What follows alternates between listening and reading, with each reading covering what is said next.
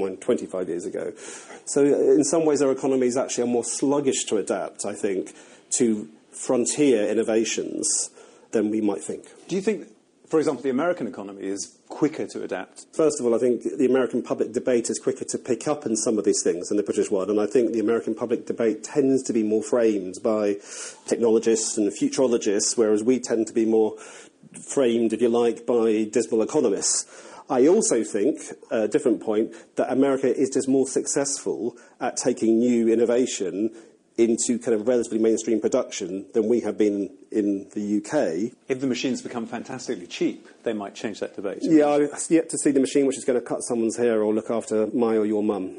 That's kind of where a lot of these jobs are at. Now, maybe one day, but I think that day is an awful long way down the road, and I think there's will be a lot of resistance to that. I wonder if the rest of us, economists, journalists, lawyers, are all going to be rushing for those jobs. What, to be hairdressers and carers, yeah. I think that's a way off too. In fact, in Japan, robots are already looking after old people.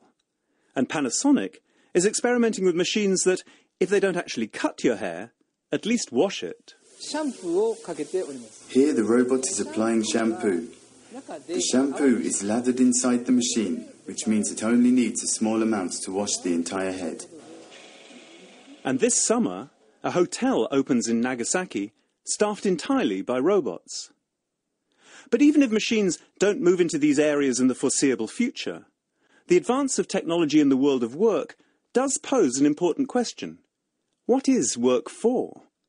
Maybe a lot of it is just killing time. Federico Pistono is looking forward to the time when machines do all the drudgery of work so we can get on with the business of living. The subtitle of his book, Why Robots Will Steal Your Job, is But That's Okay. Do you think we need jobs in the future? I think we need some jobs, but I don't think we need as many jobs as we like to think we do. I think we could accomplish actually far more than we do if we recognize that we should decouple income and employment. I think we are not really planning for society. We are kind of just going along with it and see what happens. So if we really ask ourselves the question, like, what is society for? Like, why do we do stuff? We haven't asked ourselves, what is the purpose of, for example, work? I mean, it should be to increase your standard of living so you can do the things you like. You can spend time with your family. It seems to me that we are kind of working for the sake of making money so we can buy stuff. We should have a big public discussion about this topic. In fact, technology already seems to be decoupling labour and income. Last year, we collectively spent nearly 500 million hours each day updating Facebook. That's 25 times the amount of labour that it took to build the Panama Canal. And we did it all for free.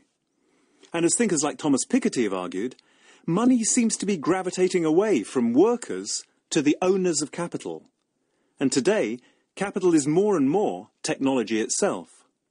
While we were all contributing for free, Facebook made a profit of nearly $3 billion. So what effect will this have on capitalism, which seems to have at its heart the exchange of labour for money? Andrew McAfee again.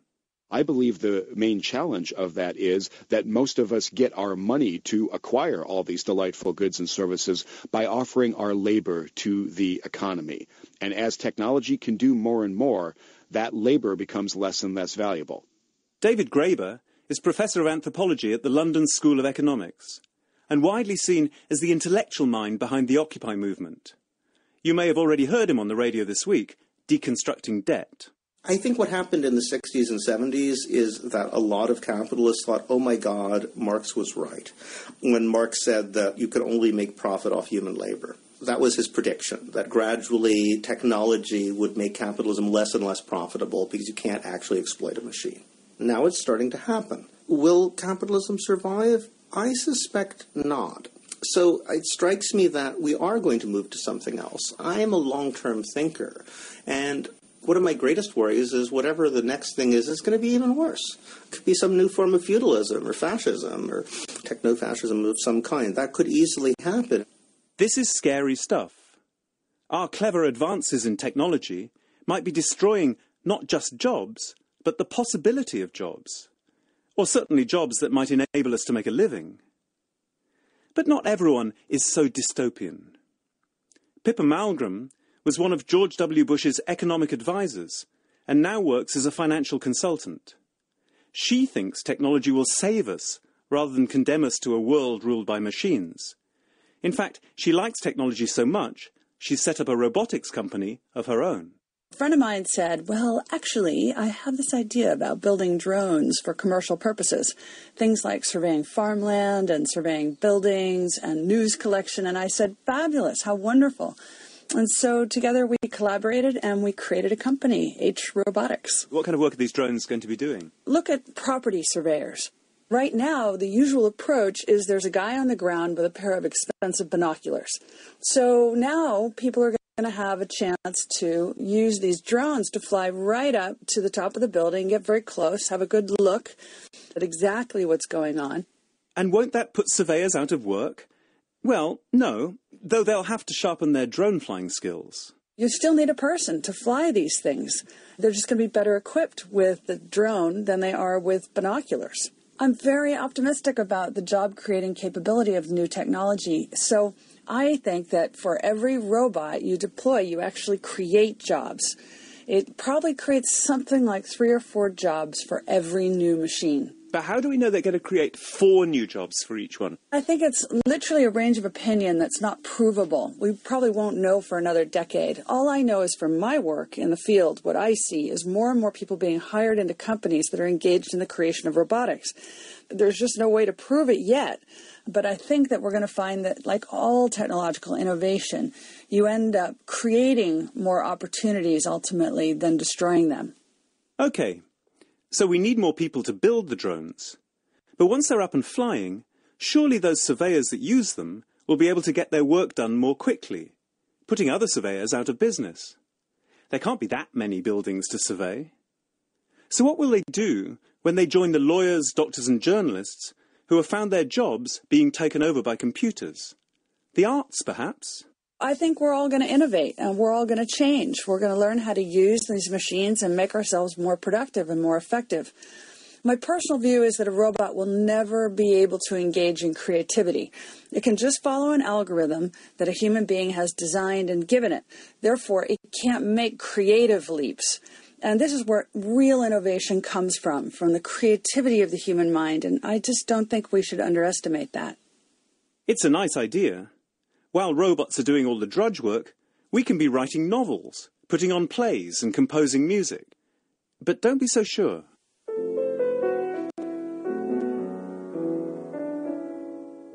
This setting, for soprano and piano, of Percy Shelley's poem Mutability, was composed not by a human, but by a computer called Iyamus at the University of Malaga. It may not be to everyone's taste, but you know what? I feel I've heard a lot worse. And if a computer can do this now, what will it be capable of in, say, 10 years' time?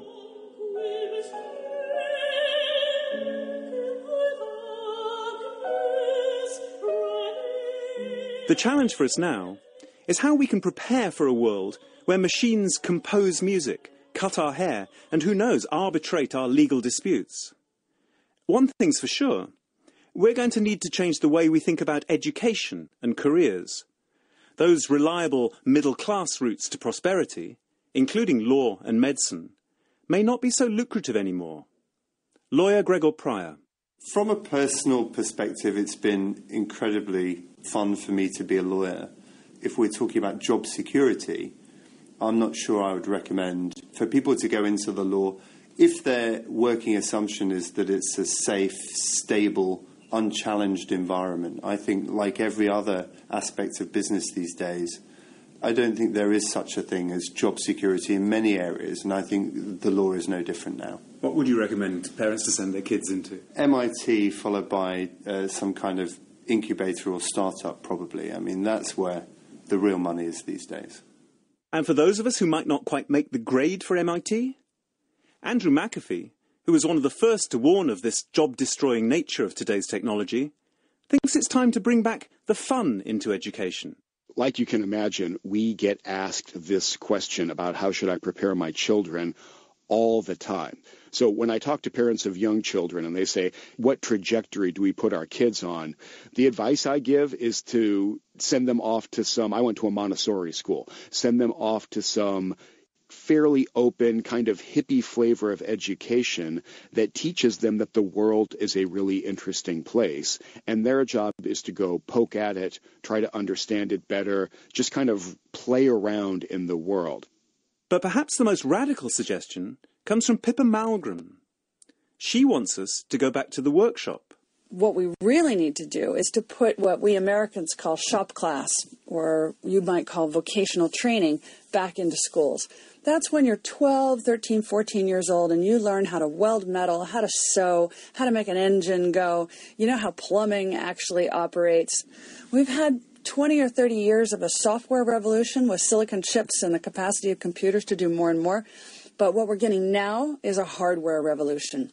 I think now that I'm in the robotics business, I would rather hire an 18-year-old who spent the last 3 or 4 years welding metal and playing with engines than I would hire somebody with a business degree. No question about it. But it's hard to find kids who've been allowed that experience. Which opens up an interesting possibility. Maybe these 18-year-olds, thin on the ground, might demand a higher wage than all those MBAs coming out of business school. Perhaps this new wave of technology will at last provide opportunities for manual labourers who that first wave of robots put out of work. At least if they know how to program a computer. I think another thing is that you have to actually learn how to do computer coding if you want to be conversant in the world economy today. And finally, maybe the most important thing is to change our whole attitude to work and the workplace. We're going to have multiple careers, multiple endeavors, multiple skill sets, lifelong education, and the key thing is we all have to be ready and have a willingness to say yes to the change when it touches our lives. I sometimes have, young people come see me and ask whether they should take a job at a big financial institution in the city or in Wall Street where they have security, or should they go to work for a small company? And I'm like, what makes you think you have any security working for a big bank in the city or a big company? Big companies don't provide security. That era is over. My old man was a good old man, skilled in the moulding trade. New technology has always put people out of work. In a way, that's its point. And it's always caused pain when it does. It hurts to imagine that even part of what we do for work could be done better by a machine. But in the past, technology has always held out the prospect, at least, of some new role in the world of work, a new skill to learn, a new job to do, a new way of earning a living. That doesn't feel so true anymore, because technology now has got very, very good indeed, and the speed it's improving has become almost supersonic. It's hard to peer into this hyper-technological future with much certainty. 10 years ago, we couldn't have imagined we'd all have little supercomputers in our pockets. 20 years ago, we couldn't have imagined Facebook. But one thing is for sure. Technology won't stop its advance. The only question is, where is it going to strike next? Watch out for the man with the silicon chip. Hold on to your job with a good firm grip. 'Cause if you don't, you'll have had your chips the same as my old man. Analysis was presented by David Baker. The producer was Charlotte MacDonald. Next week on Analysis, the anthropologist Professor Henrietta Moore argues that the concept of development has outlived its usefulness. Now, before the news, a look ahead to our new book at bedtime. It's queer the way the world's forgetting people and things from only yesterday and the day before that. While those around them forget, a couple cling to the memories of their lives together. Some days I remember him clear enough. Then the next day, it's as if a veil's fallen over his memory. David Suchet reads Kazuo Ishiguro's The Buried Giant. And then a sense of some unnamed loss would gnaw at his heart. Had they all